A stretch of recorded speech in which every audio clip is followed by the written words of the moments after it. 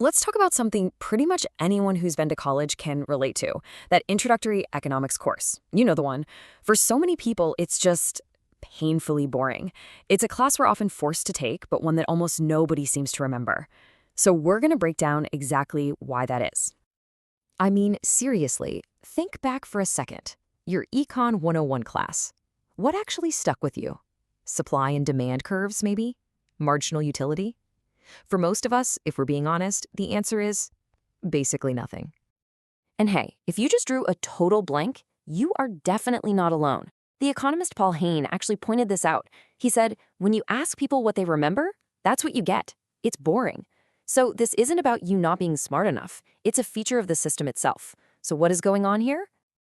Okay, so the first big reason for this, let's call it the PhD pipeline problem.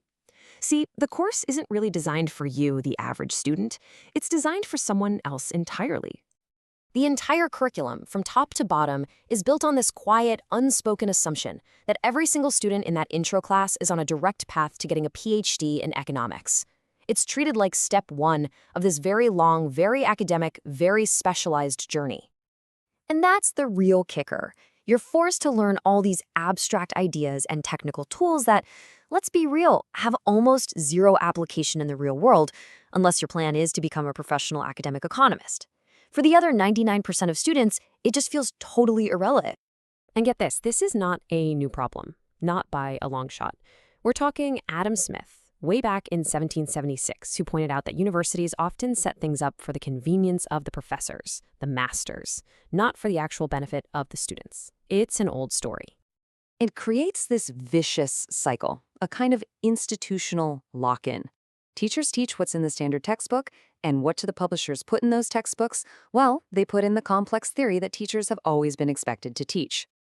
All right, so that's the system problem. But the second major flaw is, in some ways, even deeper.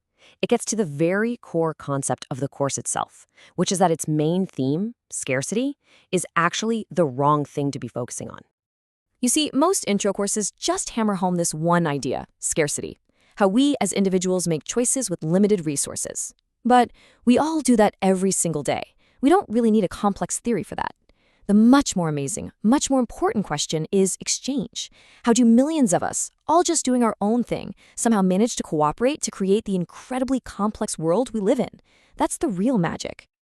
So what happens when you get totally stuck on this narrow little idea of economizing?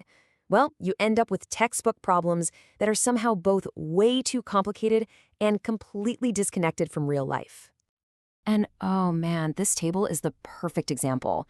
It's a classic. A student has a certain number of hours to study, and they know exactly what grade they'll get for every hour they put into every subject. The goal is to calculate the perfect way to spend their time. But I mean, come on, whose life has ever looked like this? Exactly. No one's. A problem like this doesn't help you make better choices. It just does two things. It makes a simple, intuitive decision, like how you should study for your finals, seem ridiculously complicated. And at the same time, it makes really complicated things, like, uncertainty, motivation, the fact that life happens, seem simple by just ignoring them. Students can feel that the theory is irrelevant. Okay, so if that's what's broken, how do we fix it? Well, the idea is to shift the whole focus to something way more practical and, honestly, way more powerful, understanding how our society actually works. So here's the big idea, the total mindset shift. Instead of treating Econ 101 like it's just the first step on a long road to a PhD, we should teach it as if it's the only economics course that student will ever take. The goal isn't to create specialists. It's to give people useful mental tools they can use for the rest of their lives. And it all comes back to this really powerful idea from Adam Smith. He called our world a commercial society. It's a society where basically everyone lives by exchanging. We're all merchants in a way. Understanding this giant, complicated web of cooperation, that's the real value of economics, not some abstract math problem. So, we have a better goal, but that's only half the battle. How do you actually teach it? Well, that brings us to our fourth point. You need a better method. It's about moving away from abstract proofs and starting to tell plausible stories. You've got Blackboard economics on one side. You know the deal, all the perfect graphs and clean equations that values theoretical rigor over everything else. And on the other side, you have this idea of using plausible stories. You use concrete examples to explore how real social interactions actually play out, and you admit that the world is messy and complicated. Let's put this to the test with a real-world scenario. A hurricane just smashed into a coastal town. Plywood is desperately needed everywhere. So, should the government jump in and put a cap on the price of plywood to stop so-called price gouging? Standard economics might just draw you a graph. A plausible story, though, is way more enlightening. Because here's the story. That rising price isn't just gouging, it's a signal. It's like a giant flare shooting up that tells a supplier hundreds of miles away, hey, load up your trucks with plywood and drive here, fast. It also tells a local homeowner, you know what, maybe hold off on building that new doghouse for a few weeks. It automatically encourages people to conserve, and it helps make sure that the plywood we do have goes to the most critical uses first, like patching a hole in someone's roof. That story, that sticks with you in a way a graph never will.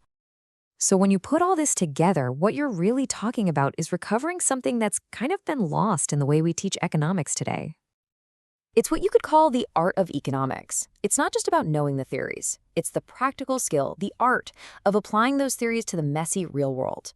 It's about using your judgment to figure out which factors matter in a given situation and which ones you can ignore. This is the skill we all actually need, but it's the one that's almost never taught. And that really is the whole point. The job of an introductory economics class shouldn't be to act as a recruiting tool for the next generation of academic economists. Its real job is to educate the citizens of a democracy, to give all of us the tools we need to understand the incredibly complex society we live in so we can think clearly about the world around us. And that leaves us with one last big question that goes way beyond economics. When we design our education system, who is it really for? Should it be designed to serve the internal traditions of an academic discipline, or should it be designed to serve the real-world needs of the students who are actually sitting in those classrooms?